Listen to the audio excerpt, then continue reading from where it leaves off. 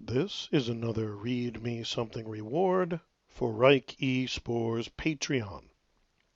We are reading from my Oz-based novel, Polychrome, Chapter 53.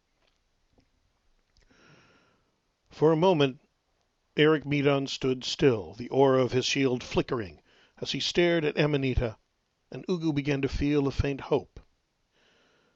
And then Eric Meadon laughed. This laugh had none of the bitterness of his prior words. It was pure, surprised humor, the laugh of a man told an excellent jest. Ugu watched as Amanita looked at first surprised, then furious. She never liked being laughed at. The laugh cut off suddenly in the radiance of the power with it, and only cold ice-blue eyes gazed into his and Amanita's. But the mouth still smiled with a sharp and dangerous smile. How do you think I knew Polychrome the moment I laid eyes on her? He asked quietly, and Ugu suddenly knew they were doomed. I fell in love with her before I even knew what that meant, as pictures and words in a book. The power fairy flamed up again, but brighter, much brighter. And the last part of the puzzle is answered, because now I know why I had to be chosen.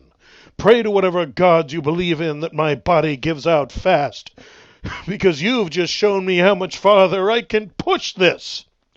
The once mortal's body was almost a pure blaze of light, and he seemed to shimmer within that power like something seen through the heat of a furnace. I have 40 more years to give you! He lunged from the earth, and the force of that leap sent a concussion through the ground, left the crater the size of one of the castle towers. Against Ugu's shields he slammed a single punch and shattered the spell as though it were crystal and not pure mystical force. Were I not a Hercus, I would be ended in this moment. Only the superhuman strength and toughness of his people kept him upright as the shield spell shattered and the remaining force of that blow took him directly in the chest. As it was, he skidded backwards and tumbled 50 feet before he stopped and regained his footing. I can afford to reserve nothing now. We either defeat him in the next few minutes, or this once mortal will have our hearts in his hands. He reached deep within himself, unleashed a stupendous column of force, driven by the power of 1,000 fairy souls he had taken in the first days of his power. Even as he did so, he felt another part of him grow cold, reviling his former self. But there is no turning back. They were no longer fairy, merely power. For long since had I stripped them of anything that made them otherwise. Now it was on its way, and even Amanita threw up her arm to shield herself from the malignant radiance and absolute power of that stroke. Eric Meadon did not dodge. Instead, he held up his hands, middle fingers down, as a strange peat cloak shimmered ghostly about him, and golden light streaked out, branching, forming a series of insubstantial circular shields that took the brunt of even that attack, every shattering disk robbing Ugu's bolt of the substance until the final shield, not more than an inch from the mortal, merely cracked and disappeared with the last vestige of power. Now catch me, you! Guesses for grabs where I am next! As he spoke those nonsensical words, he was gone, and here, hands grasping for both of them, hurling them apart, the reinforcement of the other's power now gone. Ugu was on his own now, as was Amanita, unless they could rejoin. They were twin poles of power. This was the foundation of their conquest, and what had kept either from betraying the other in the early days. Never had Ugu needed her support more, nor she his. But neither was helpless, and Amanita proved it with a shrieked invocation, gesture and mystic powder shot scattering across the shambles of the courtyard. Hundreds of stone soldiers, tempest spawn and lesser torrents materialized and charged the mortal. He could destroy 1, a dozen, even 100, but he was now just one man, though of supernal power, his impossible duplicates gone back to the vapor from which they had come, and sheer numbers would overwhelm him, even as a mighty warrior might fall beneath the wrath of a hive of ants.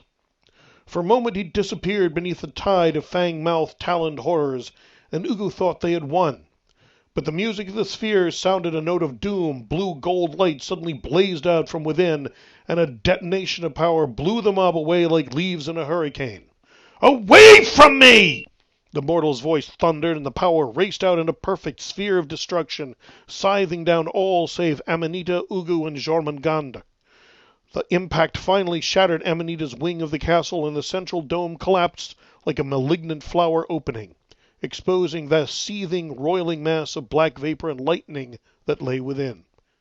The Great Binding.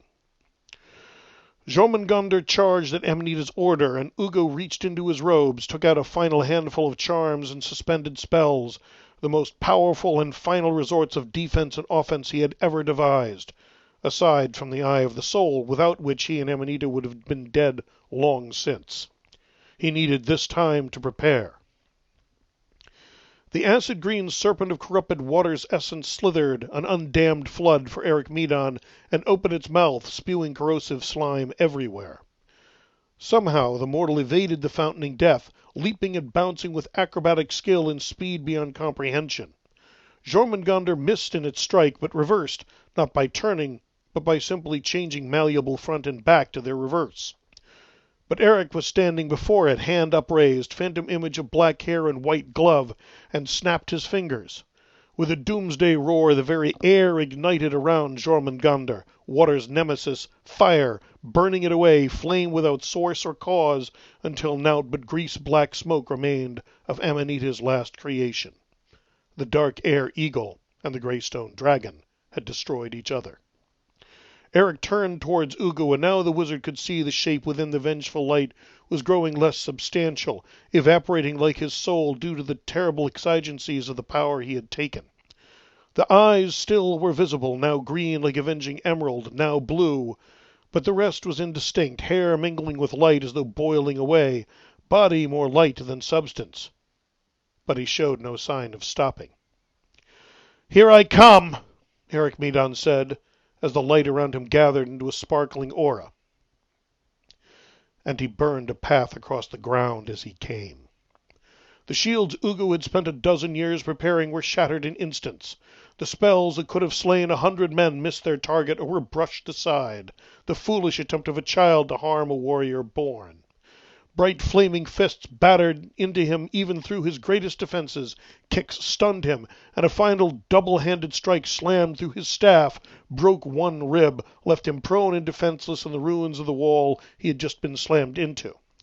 "And that's all," the mortal said. "You have nothing left, and though it's taken a lot from me, I have more than enough power to finish both of you." The fury and loss in his voice was under control, but no less because of it, merely colder and more calculated. Amanita laughed, and this laugh was very much mad. "Oh, you want power, little boy?" And before even the lightning speed of fairy could stop her, Amanita Verdant leapt lightly into the heart of the Great Binding.